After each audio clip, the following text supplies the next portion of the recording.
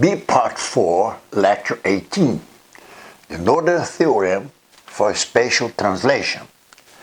This is, I want to reach the conserved momentum, okay? This is a momentum, okay? In this case, it's momentum density because L is the Lagrangian density. So, for spatial translation, you just obtain this relation here because L is a function of the field and the derivative of a field. So this is here, you see, this is over here, this is delta phi, this is delta phi, okay? You just substitute since we are leading with the spatial translation. Now, after integration by parts, Euler-Lagrangian and Euler-Lagrangian equation, this leads to this important relation here. This is divergence, okay? This is divergence.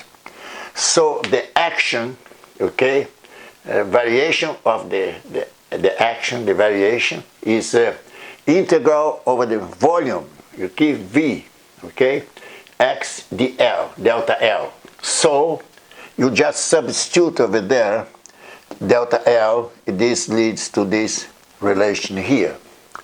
Now, from Gauss's theorem, this Gauss theorem relates the volume and the boundary of the volume. You see, that's the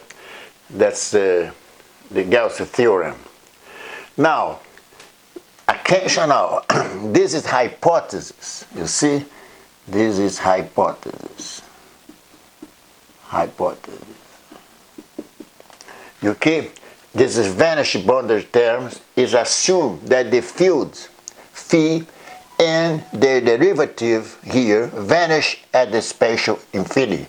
Or, attention now, or in this case, on the boundary, the contribution are zero due to the physical constraints, fixed field at the boundary.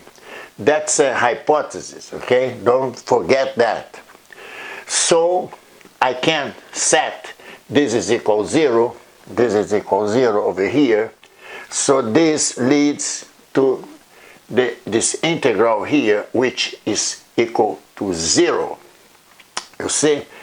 Now attention now, this integral here, since the boundary condition sets this is equal 0, this integral here of divergence of delta L divided by the partial derivative, this is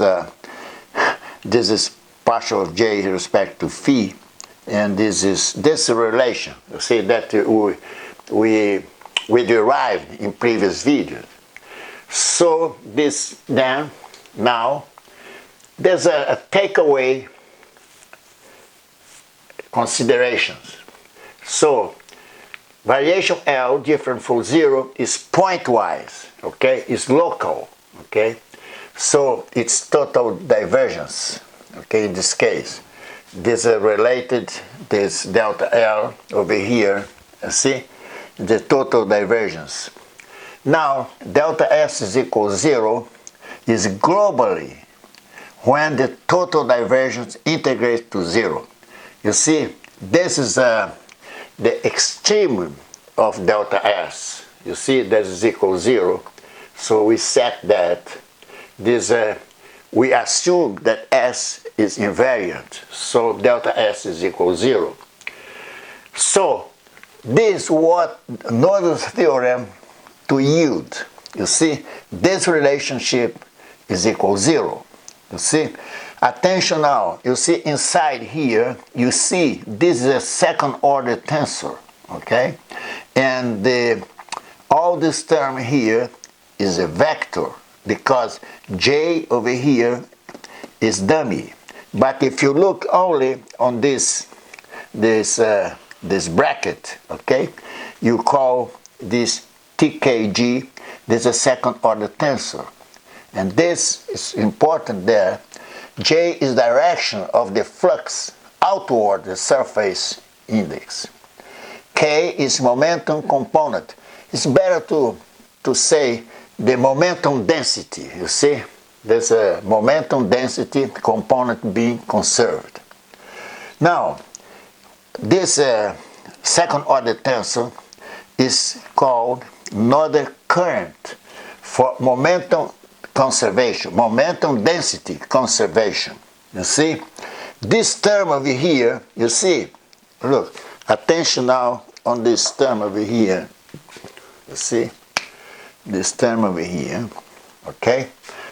This is the conserved canonical momentum density, or conjugate momentum density, associated with the field. Attention now, this is also a field. You see, phi is a field. The derivative of phi is also a field.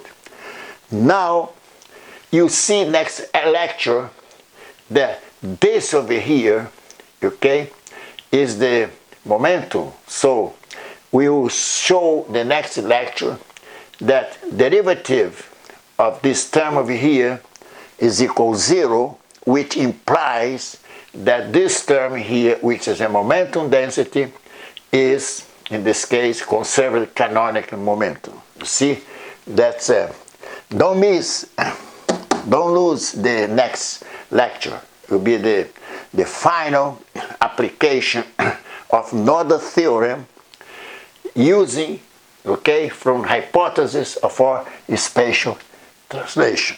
You see, as I said, symmetry is a necessary condition for Noether theorem. Okay, there are other derivations, okay, for rotational, intrinsic. You see, that's another way to show which the Noether theorem leads to conserved quantities.